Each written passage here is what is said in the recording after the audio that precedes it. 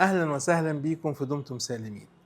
أسئلة كتيرة أوي الفترة اللي فاتت وحالات كتيرة أوي وأمهات متابعة معانا لأطفالها عندهم أسئلة عن حمى البحر الأبيض المتوسط أو الاسم العلمي ليها فاميليال ميديترينيان فيفر.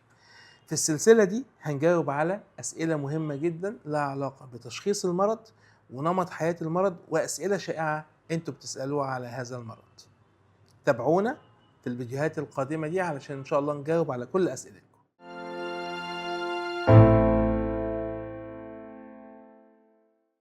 أهلا وسهلا بكم في دمتم سالمين. حمى البحر الأبيض المتوسط ليه سميت بهذا الاسم؟ لأن هي منتشرة حوالين البحر الأبيض المتوسط. طيب هي بتحصل لأي حد؟ الحقيقة بدأنا نشوف حالات كتيرة غير كلاسيكية، ودي نقطة مهمة جدا. يعني احنا عادة الحالة الكلاسيكية طفل عنده تاريخ في العيلة، الوالد أو الوالدة أو العم أو الخال عنده حمى البحر الأبيض المتوسط، وبدأ عند سن ال5 سنوات يجيله نوبات من ألم في البطن أو ألم في الصدر وحرارة تقعد 3 ل5 أيام، يروح للدكتور وياخد مسكنات وياخد مضاد حيوي، بعد ال5 أيام دول يبقى زي الفل. وتتكرر النوبة دي على مسافات بعيدة، وللأسف بتأخر في تشخيصها لغاية أما دكتور يلقط التاريخ العائلي ويشخص حمى البحر الأبيض المتوسط سواء بناء على التحاليل أو على الجين، ويبتدي علاج، وبإذن الله كده بيبقى الحالة اتحسنت جدا. لكن بدأنا نشوف حالات الحقيقة غير كلاسيكية. يعني إيه؟ مثلا المرض يبتدي عند 20 سنة، المرض يجي النوبات غير كلاسيكية ما فيهاش حرارة جامدة، المرض عبارة عن نوبات بتيجي من ألم جامد جدا في البطن يقعد فترات أطول من 3 ل5 أيام، وبالتالي تشخيص حمى البحر الأبيض المتوسط بقى يستلزم دكتور روماتيزم عنده خبرة في ملاحظة هذه الحالات. قلنا الأعراض وقلنا الأعراض غير الكلاسيكية. طب يا دكتور انتوا بتشخصوها ازاي؟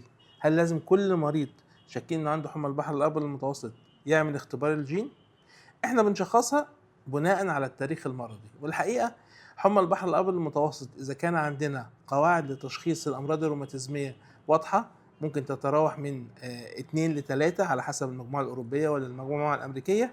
حمى البحر الأبيض المتوسط لها أكتر من 13 واحد حطوا قواعد للتشخيص، وده يقول لكم على حسب اختلاف الدولة، على حسب اختلاف الفئة العمرية اللي هو بيتكلم عليها، ده يقول لكم إن هي حاجة أعراضها كتيرة وممكن كلها تبقى غير كلاسيكية.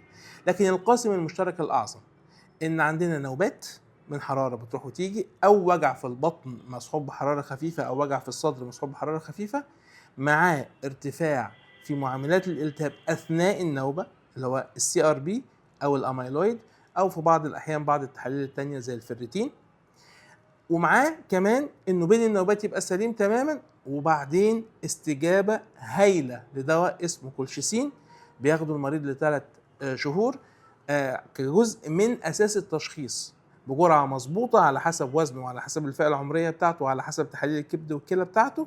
والكولشيسين يخلي النوبات يا ما تجيش يا اما تيجي خفيفه، وبالتالي ناكد التشخيص حتى لو الجين طلع سلبي. كمان احيانا كتيره قوي الجين بيطلع غير متماثل، بس الجين مهم بقى في ايه؟ في التشخيص مهم لانه بيحدد لنا المكان اللي فيه الطفرة الجينية، هل ده نوع شديد ولا نوع خفيف، هل متماثل ولا غير متماثل، هل هيورثه للجيل اللي وراه ولا مش هيورثه للجيل اللي وراه. وبالتالي اختبار الجينات مش مفيد قوي ممكن في التشخيص وغير ملزم في التشخيص، الا انه مهم جدا في تصنيف نوع المرض وفي معرفة مدى خطورته. السؤال اللي بعد كده هو ليه يا دكتور ابني اتعذب العذاب ده كله عشان يتشخص؟ لان الاعراض مماثله جدا للزايده، وكتير قوي بيجي لنا المريض شايل الزايده، طفل صغير يا عيني، ومعمول له استكشاف في بطنه كمان، وشايل مراره ساعات، وهو المشكله كلها حمى بحر ابيض متوسط. فعشان كده لو النوبات تكررت، اي طفل بيجيله نوبات من وجع جامد في البطن او في الصدر، لازم دكتور روماتيزم يشوفه عشان يستبعد حمى البحر الابيض المتوسط حتى لو مفيش تاريخ في العيله. ده حاجة في منتهى الأهمية، والالتزام بالكولشيسين مهم جدا للتشخيص. تابعونا بقى في الحلقة الجاية عشان نقول لكم الطفل اللي عنده حمى البحر الأبيض المتوسط ياخد الدواء ازاي، وياخد المستورد ولا المصري، وياكل ايه ويشرب ايه ويعمل ايه في حياته المدرسية، عشان ان شاء الله بإذن الله يشفى ويعافى ودمتم سالمين.